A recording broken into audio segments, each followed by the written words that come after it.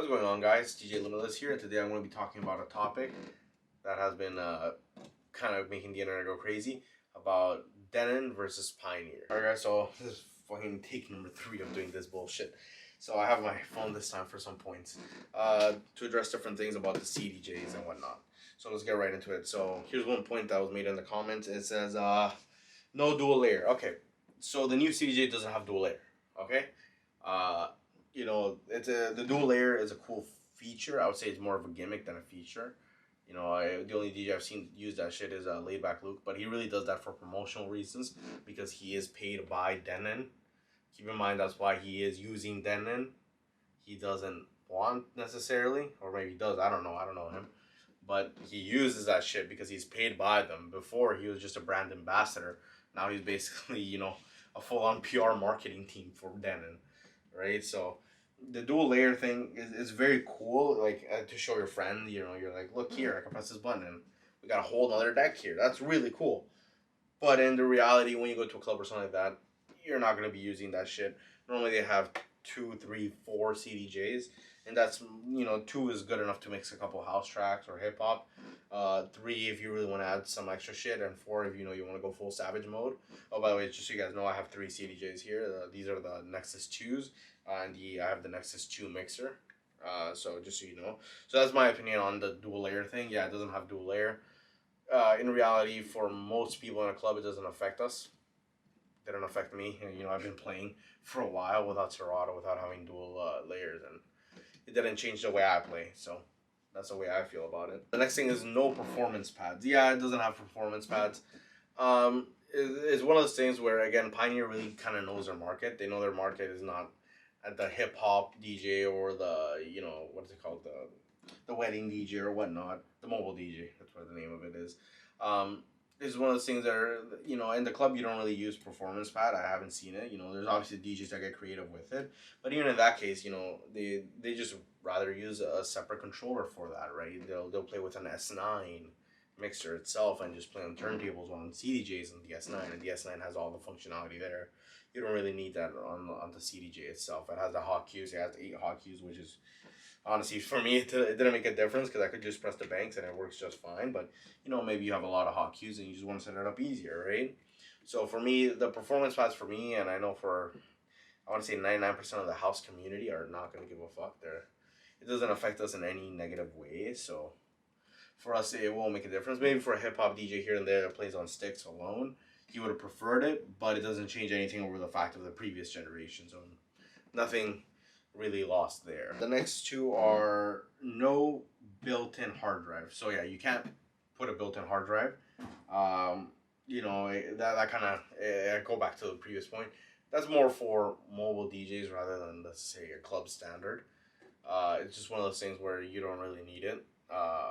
For me, at least, like, you know, right here I have my SanDisk 3 gig USB 3 3.1 64 gig USB, and that shit works fine. Like my friend Demir, he runs 2 Samsung T5s. Those are 2 SSDs. Like, for, you know, he actually DJs a lot of clubs internationally. You know, he can't take his own setup. He can't install an SSD into the deck for playing for 2 hours, right? It makes no sense.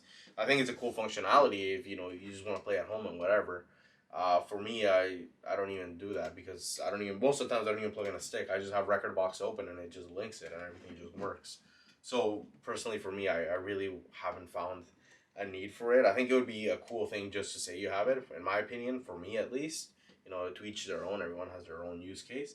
But for me, I don't really find a need for it or a use for it, so that kind of makes no sense for me. The next thing is no built-in analysis. Now this is something I do wish the CDJs did have. I feel like that would be really nice to have. Obviously, the Nexus 2s don't have that, and the CDJ 3000 doesn't have that.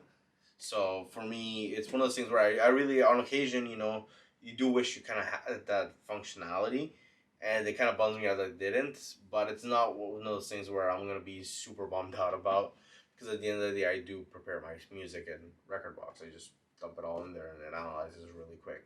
So I do think that's something they should add it. Maybe they're going to add it in a future update. It is running a very powerful CPU.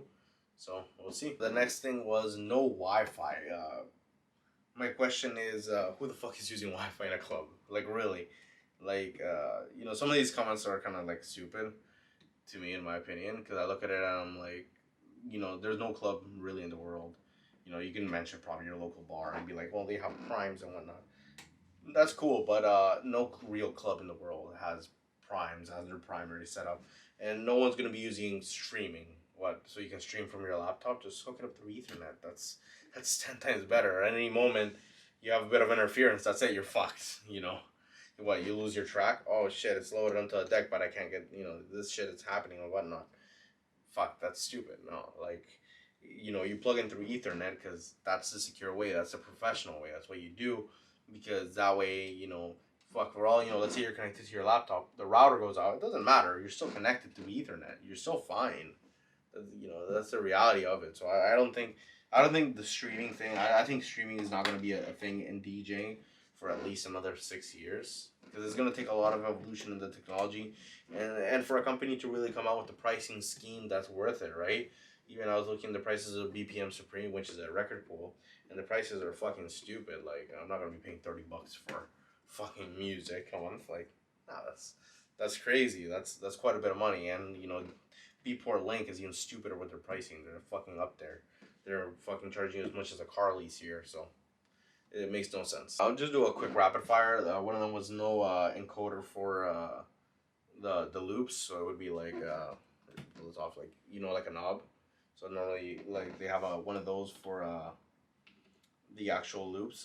They had tried that on a previous one. I can't remember. It wasn't a CDJ, but they tried it on a DDJ, and you know, people weren't a big fan of it overall. It became more of a hassle rather than a convenience. And this is something that the buttons is something we all know. And you know, one of the comments there is it's too cluttered. Well, it really isn't. Like, you know, the way they thought about it was pretty clever. They actually bought old CDJs, from what I heard, and then they saw where the wear points were. Where did people rest their hands? So where the Pioneer logo is where people rest their hands. So can you imagine if someone accidentally just rests their hands and hits Q, hits Q, hits Q? Well, you know, you're just gonna fuck up the entire thing. So they got pretty clever with it. I think the buttons where they are is just fine, and they obviously made it longer. It's longer now than the DJM 900 Nexus 2. So I think it's one of those things that that is pretty clever. I don't think it's a really cluttered system itself, but you know, I think it's just the when you use it, you just get used to it. I don't think you'll really mind it. You know, that people said that the CDJ 2000 was really, and the Nexus 2 was too cluttered, and over time people just adapt to it, and they're like, oh, it's fine now. So I think it's just one of those things that people are scared to change. Here's one point that I do understand very much on the Pioneer side. No multi-touch screen, and the reason why, and it makes quite a bit of sense when you think about it, is wet fingers. If you ever tried using your phone, you know, let's say you're drinking something, let's say you're drinking a Red Bull and you have all the condensation on the outside, your fingers are wet, put your hand on your phone. Put your hand in a cup of water, put it on your phone, and try using it, and let me know how that goes. It doesn't work because it's a capacitive screen. It's sending a pulse all the time everywhere because of the water. So the resistive screen, even though, you know, people are going to be like, oh, it's cheap. Yeah, it's cheap, but it gets the job done. And, you know, if it's raining or whatever, or if there's a lot of moisture in the air, you're going to be thankful that they used a cheap fucking screen instead of the iPad screen, because that's the reality of it, right? You got to think, you know, a club is humid. There's a lot of drinks being passed around, doesn't, you know, from alcohol to water to anything. You know, you're going to get, sooner or later, your hands wet, and you don't want to fuck up what you're doing, right? You don't want to accidentally go ahead and press, you know, beat jump and whatever and just send it everywhere. So it's one of those things where I prefer this because obviously, you know, I'm used to using a capacitive screen. I have a phone, I have an iPad, right? You know, I use touchscreen laptops all the time, but I prefer this. Like, it's a personal thing because I'm scared, because I've seen it multiple times. You know, you just wash your hands and you can't even use your fucking phone. So I prefer this. I think once the touchscreen technology evolves, where capacitive is just as good as resistive with moisture, I think it's when we'll be able to actually have a capacitive on here. But until then, I think they should stay exactly like the way they are. Next thing is no full track buffering, and I really can't fucking come up with any reason. Like, honestly, that to me is stupid, and I couldn't agree more with the people of Denon. That's something that should be on the CDJ, and it's not, and it pisses me off because, again, it's a device all about redundancy, and I feel like that's something that it should have. It just makes sense, right? You never know when something's gonna happen, and you want to have the full song loaded on there. I think that's something that should be changed, and that's one thing that I'm gonna strongly agree with the Denon people 100%. That's something that needs to be slapped on these CDJs, especially with their new, more powerful processor, and I'm assuming more RAM. They need to have that as a functionality added to it. One thing was about the SD card slot itself and the USB port. So USB port is actually brought down to 1 amp, which I think is really dumb. I think I loved it at 2.1 amps because even when you're not using, necessarily something for it, it's nice to just be able to charge your phone in a club or, at your friend's house, just plug it in and it's charging. It charges fast. So I think that's something that was really stupid. In terms of a faster SD card, I think it's something that it doesn't really make a big difference because most people don't use the SD card slot on these anyway. I'm yet to meet the first person who does, and when I do, I'll give them a high five. Most of us just use sticks, right? We're not going to be plugging in SD cards for the most part because, even Macs don't even come with an actual slot for them, so it makes no sense. And the final thing we were talking about is the price. And, I think Pioneer knows what they're doing with the price. I think they know exactly who they're targeting. And, if you're buying a Denon equipment, you're not the target market. Don't complain about you can't afford it because it's too much money. It's stupid, crazy amount of money. Don't hate it because you can't afford it. That's the reality of it, right? Keep in mind, this is professional equipment. This is not, prosumer, which is what Denon is. So I think the price, they know what they're doing. $200 more doesn't seem that much, especially compared to the Nexus 2s, considering how expensive they were already. I think the difference is marginal, right? When you're talking about that kind of money, we're talking, what are we talking? 15% difference. That's not a lot. That's definitely not a lot when we're talking about this sort of money. So I don't think it'll make a difference. I think, if I do try to go for one, I think I'll go for the white one because they hold their value. But in terms of the price, is clubs spend so much more money on other things. I think DJ equipment is probably the cheapest thing they ever paid. Like, I think DJ equipment is so cheap for them compared to paying staff. They probably pay more money in staff, in a week, maybe 2 weeks, than they do in DJ equipment. That to them is probably the least non-issue, right? That's why places like Quota will have so much equipment, right? They'll have basically everything because they can afford it, right? It's just sometimes it's just there's not enough demand for them to justify sending someone out to go buy a piece of equipment like a V10 or a Denon or whatever. And the Denon is, I would say, is that case. There's not enough demand. You're right. There's not enough people that say yes, I want the Denon. I request a Denon. And there's especially in nightclubs.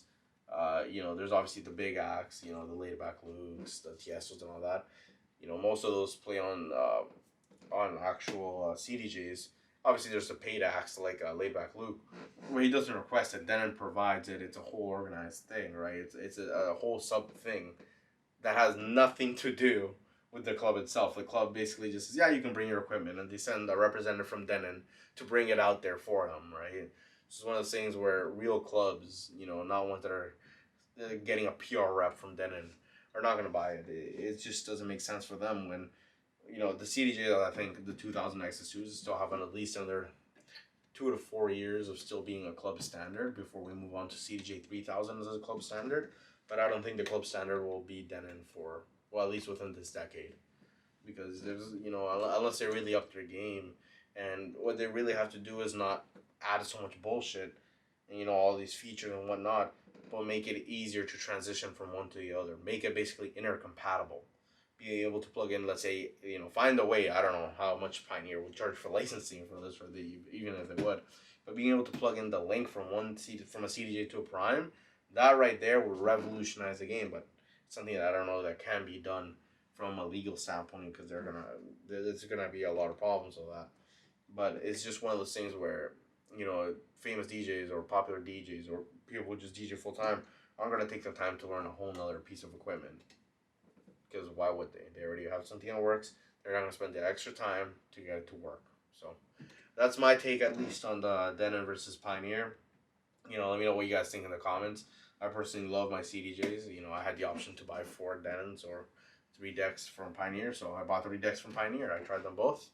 And I just don't think the Denons are there yet. So what do you guys think about that?